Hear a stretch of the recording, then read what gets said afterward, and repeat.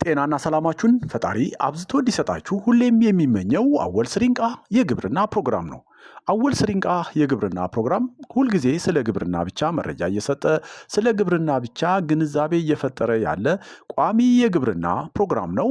አወል ስሪንቃ የግብርና ፕሮግራም ዛሬ ይዤ የመጣሁት ስለ ንብ ነው። በተከታታዮቼ ከጠየቋቸው ጥያቄዎች ውስጥ አንዱ በንብ ማነብ ዙሪያ መረጃ ብትሰጠን ግንዛቤ ብትፈጥርልን የሚል ጥያቄ ስለነበር ዛሬ በዛ ዙሪያ ነው መረጃ ይዤ የመጣሁት።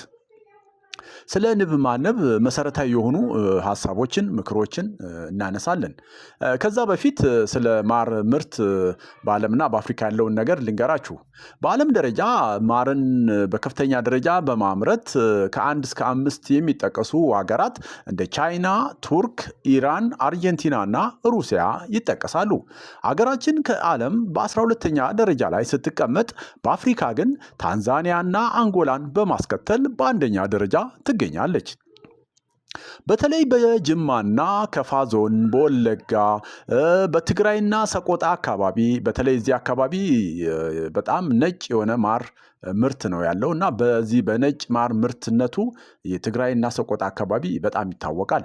ሌላው ጎጃም አካባቢም እንደዚሁ ሰፊ የማር ምርት አለ። በባሌ ተራራዎችም አካባቢ እንደዚሁ ከፍተኛ የሆነ የማር ምርት የሚመረትባቸው አካባቢዎች እንደሆኑ መረጃዎች ይገልጻሉ። ይህን ካልኩኝ ስለ ንብ ማነብ መሰረታዊ ወደ ሆኑ ምክሮች እንሂድ። የንብ ማነብ በመሰረቱ ያው ንብ ማነብ እንግዲህ እንደ ማር እንደ ሰም እና ፕሮፖሊስ ላሉ ምርቶች ንቦችን ማነብ ነው። ለእነዚህን ለማግኘት ማለት ነው። እና አንዳንድ የአፍሪካ አካባቢዎች ንቦችን የሚጠብቁት ለመኖሪያ ቤታቸውና ለእርሻዎቻቸው ደህንነትን ለመጠበቅ ብቻ ነው። አንዳንድ አፍሪካ ሀገሮች ልክ እንደ ጥበቃ በሚመስል መልኩ ማለት ነው በመኖሪያቸው አካባቢ በእርሻዎች ዙሪያ አካባቢ ንቦችን ያንባሉ ወይም ያረባሉ እና ዋና ታርጌታቸው ግን የአካባቢውን ደህንነት ለመጠበቅ ነው። ነገር ግን ያው ንብ በአብዛኛው ብዙ ሀገር በዓለም ደረጃም ምርት የማር ምርትን መሰረት ተደርገው ነው ያው የሚመረቱት ማለት ነው። እና ፕሮፖሊስ ያልኳችሁ የንብ ሙጫ ነው። የንብ ሙጫ በመባል ይታወቃል። ከራሳቸው ምራቅና ከንቦቹ ምራቅና እንደዚሁ ሰም ጋር በማር ንቦች ከዛፍና ከእጽዋት በሚሰበሰብ የጁስ መሰል ፈሳሽ ጋር በመደባለቅ የሚጣበቅ ንጥረ ነገር ሲሆን ንቦች በቀፎ ውስጥ ያሉትን ስንጥቆች ለመዝጋት ይጠቀሙበታል። እንደዚሁ ደግሞ ባክቴሪያዎችንና ሌሎች ማይክሮቦችን ለመከላከልና አልፎ ተርፎም ሰርጎ ገቦችን ለማስታገስ ፕሮፖሊስ ይጠቀማሉ ማለት ነው። እንዳልኳችሁ ነው ይሄ የሚያጣብቅ ነገር ነው። በንብ አማካኝነት የሚዘጋጅ ማለት ነው። በአሁኑ ወቅት በግብርናው ዘርፍ አዳዲስ ፈጠራዎች በመጡበት ወቅት ንብ ማርባት ወይም ማነብ ትልቅ ስራ እየሆነ በመምጣቱ የምግብ ዋስትናንና የገቢን ዘላቂነት ችግር ለመፍታት ከፍተኛ ሚና እንዳለው ተረጋግጧል። ለአብነት ያህል ንቦች ለሰብሎች የአበባ ዘር ስርጭት ወሳኝ ሚና እንደሚጫወቱ በምርምርም ተረጋግጧል። በአሁኑ ወቅት ያለው የንብ ማነብ ጥረቱ ንቦች የዱር ነፍሳት ናቸው እና ልክ እንደ ሌሎቹ ልማዳዊ እንስሳት እርባታ ሊደረግ አይችልም የሚለውን አመለካከት የለወጠበት ሁኔታ እንዳለ ማየት ተችሏል። ስለሆነም የንብ ማነብን ስራ ለመጀመር ሊታሰብባቸው ከሚገቡት አስፈላጊ ነገሮች መካከል ጥቂቶችን ከዚህ በታች ላካፍላችሁ። የምንጀምርበት አካባቢ ከንቦች መገኘት ጋር ያለው ምቹነት። ይህ ንብን የማነቢያ የቦታው የስነ ምህዳር ሁኔታን ጥያቄ ነው። ንቦች ለመኖር የሚስማማቸውን ቦታዎችን ይመርጣሉ። ለሚመርጡት ቦታ በጣም አሳሳቢ የሆኑት ነገሮች ያው የሙቀቱ፣ የእርጥበት መጠንና የዝናብ መጠን ትኩረት ይደረጋል። ይህም እንደ ውሃና መኖ ያሉ ጠቃሚ ግብዓቶች መኖራቸውን የሚወስኑ ስለሆነ ማለት ነው። ቀፎዎችን ለመሙላት በጣም ቀላሉ ዘዴ ንቦችን ለመሳብ ንቦች በብዛት በሚንቀሳቀሱበት መንገድ ላይ መያዣ ቦክስ በማስቀመጥ ነው። ያው ንቦችን አትራክት ለማድረግ ንቦችን ወደ መያዣው ሳጥን ለመሳብ የማር እንጀራ ወይም ሃኒኮምብ የምንለው ማለት ነው ወደ ሳጥኖች ውስጥ በማስገባት ንቦችን የበለጠ መሳብ ይቻላል። ሃኒኮምብ ወይም የማር እንጀራው እንደሚታወቁት ያው ማርና የአበባ ዱቄት ለማጠራቀም እና ልጆቻቸውን ለማሳደግ የሚያገለግል ሲሆን ከንብ ሰም በማር ንቦች ወይም በንቦች የተሰራ ባለ 6 ጎን መዋቅር ያለው ነው። ያው እንደምታውቁት የማር እንጀራ ይታወቃል 6 ሳይድ ነው ያለው 6 ጎኖች አሉት ማለት ነው። አንድ ሰው ንብ ማነብ ለመጀመር በሚፈልገው መጠን ካፒታል እንዳለው እርግጠኛ መሆን አለበት። ምክንያቱም ያው ንብ እንደማንኛውም እርባታ ወይም የእንቅስቃሴ ገንዘብ ይፈልጋል ማለት ነው። ይህም እንደ ንብ ቀፎን ለማሟላት ሊያስፈልግ ይችላል። የንብ መሰብሰቢያ ሳጥኖች ያስፈልጉናል። አርቲፊሻል መኖዎች ያስፈልጉናል። አርቲፊሻል መኖዎች የምንላቸው የተፈጥሮ የአበባ ማርና የአበባ ዱቄት ይሄ እምብዛም በማይኖርበት ጊዜ ንብ አናቢዎች የንብ መንጋዎችን ለመመገብ የሚጠቀሙባቸው የስኳር ሽሮፕ እና የፕሮቲን ተጨማሪዎችን ያካትታል። ለጉልበት ወጪ እንደዚሁ ገንዘብ ያስፈልግ ይችላል። ሌሎች ተያያዥ ወጪዎችን ለመሳሰሉት የሚሆን በቂ ገንዘብ እንዳለን ልናረጋግጥ ይገባል። ከዚህ በኋላ የቀፎ ዝግጅትን በተመለከተ ቀፎዎችን በማዘጋጀት ስናስብ ሁልጊዜ ዘመናዊ የሆኑት ላይ ትኩረት ማድረግ ይገባናል። ምክንያቱም በባህላዊ ቀፎና በዘመናዊ ቀፎዎች መካከል ሰፊ ልዩነት ስላለ በተለይ የባህላዊ ቀፎ የሚሰጠው የማር ምርት ብዛትና ጥራት እጅግ አነስተኛ በመሆኑ ይህም ከ6 እስከ 8 ኪሎ ግራም በአንድ ቀፎ ሊሆን ይችላል እና ደግሞ እንደዚሁ ማኔጅ ለማድረግ ይሄ ባህላዊ ቀፎን ማኔጅ ለማድረግ አስቸጋሪ ነው። በአንጻሩ ዘመናዊ ቀፎዎች ከፍተኛ ምርት ማግኘት ማስቻሉ ይህም እስከ 20 ኪሎ ግራም በአንድ ቀፎ ልናመርት የምንችልበት እድሉ ሰፊ ነው እና ሌላው የተሻለ ጥራትም ያለው ማር ማምረት እንድንችል ያደርገናል። ይሄ በዘመናዊ ቀፎ ስንጠቀም ማለት ነው። ሌላው የቀፎውን ሂደት ቁጥጥር ለማድረግ ያመቻል። ይሄ ዘመናዊ ቀፎ በተለያየ ጊዜ ኮንትሮል ማድረግ አለብን። ቀፎአችንን ማየት አለብንና ለዛ ምቹ ሁኔታ መፍጠር ይችላል ማለት ነው።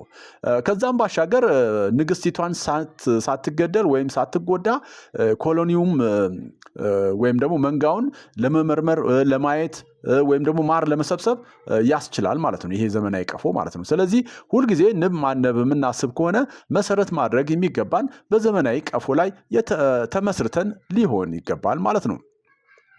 የንብ ቀፎ የምናስቀምጥበት ቦታ መረጣ። የምንመርጠው ቦታ በሰዎችና በሌሎች እንስሶች ላይ ችግር እንዳይፈጠር ታሳቢ ያደረገ ወይም ችግሩን ለመቀነስ የንብ ቀፎዎችን ስናስቀምጥ ይህንን ታሳቢ ማድረጉ በጣም አስፈላጊ ነው። ሌላው የንብ ቀፎ ስናስቀምጥ ይሄ ከጣውላ ወይም የሆነ የተለያዩ የብረታ ብረት ማሽነሪ ያሉበት ማንኛውም የማሽን አካባቢ ይሄ የማሽን ድምፅ አለ አይደለ? ጣውላ ሲላግ ሊሆን ይችላል፣ ብረት ሲበየድ ሊሆን ይችላል። እንደዚህ አይነት ጫጫታ ባሉባቸው ቦታዎች መራቅ አለበት ቀፎ ማለት ነው። ይሄ ጫጫታ በሚኖርበት ሰዓት ንቦች የመነቃቃት ሁኔታ ይፈጠርና ወጥተው እንዲናደፉ ያስችላቸዋል፣ ያነሳሳቸዋል። ሌላው ከመኖሪያ ቤትና ከእንስሳት ወይም ከጓሮ ወይም ግጦሽ ቦታዎች ርቆ በሚገኝ ቦታ ላይ ቀፎውን ብናስቀምጥ ይመከራል። የንብ ቀፎዎችን ውሃና ምግባቸውን በቀላሉ ሊያገኙ የሚችሉበትን ቦታ ታሳቢ ልናደርግ ይገባል። ይህ ምግብና ውሃ ለመፈለግ የሚሄዱበትን ርቀት ይቀንሳልና ወደ ምርታማነትም ይቀየራል። ሌላው ቀፎዎችን በተጨናነቁ መንገዶች ወይም አቅራቢያ ከማስቀመጥ ልንቆጠብም ይገባል። ንቦች በኃይለኛ ንፋስና የአየር ፍሰት በቀላሉ ይረበሻሉ። እናም ቀፎዎችን ስናስቀምጥ በቀጥታ ተጋላጭ በማያደርገው አቅጣጫ ልናስቀምጥም ይገባል። ቀፎዎቹን አስፈላጊ በሆነበት ሰዓት ንብ አናቢው ማየት ወይም መቆጣጠር በሚቻልበት ቦታ መሆን ይኖርበታል። የምናስቀምጥበት ቦታ ማለት በቀላሉ ማየት መቆጣጠር በምንችልበት አካባቢ ወይም ስፍራ። ሌላው ንቦችን በአዳኞቻቸው የመጠቃት እድልንም ለመቀነስ ጥረት ማድረግ ይገባል። አብዛኞቹ የንብ አንቢዎች ንቦችን ብቻ የሚያሳልፍ ከሽቦ በተዘጋጀ ቀፎአቸውን በመሸፈን ይዘጋሉ። ይህም ወፎችንና እንስሳትን ለማራቅ ይጠቀሙበታል። ንብ ማህበራዊ ነፍሳት ወይም ሶሻል ኢንሴክት ነች። እናም ኮሎኒ ብለን ወይም እንደ መንጋ የምንጠራው ቤተሰባዊ መዋቅር ያለው እንደሆነ ይታወቃል። ስለሆነም በዚህ መዋቅር ውስጥ መኖርን ትመርጣለች።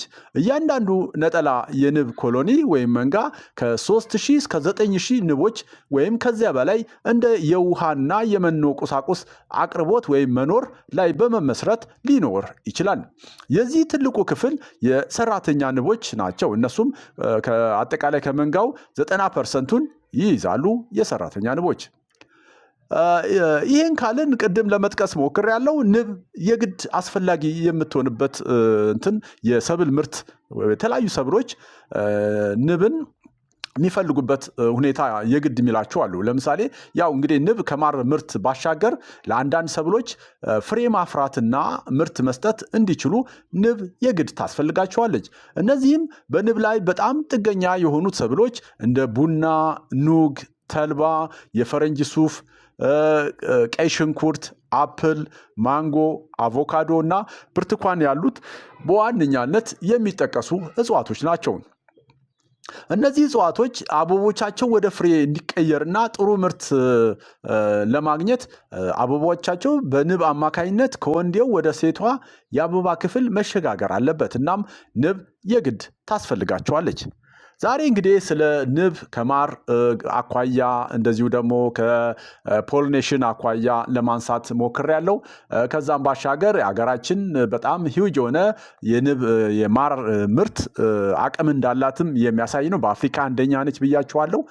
በዓለም ደረጃ ደግሞ 12ኛ ደረጃ ትቀመጣለች። ስለዚህ ይህ የዘርፍ ትልቅ ፖቴንሻል በሀገራችን እንዳለ ነው የሚያሳየው እና የዚህ ዘርፍ ተመራማሪዎች የበለጠ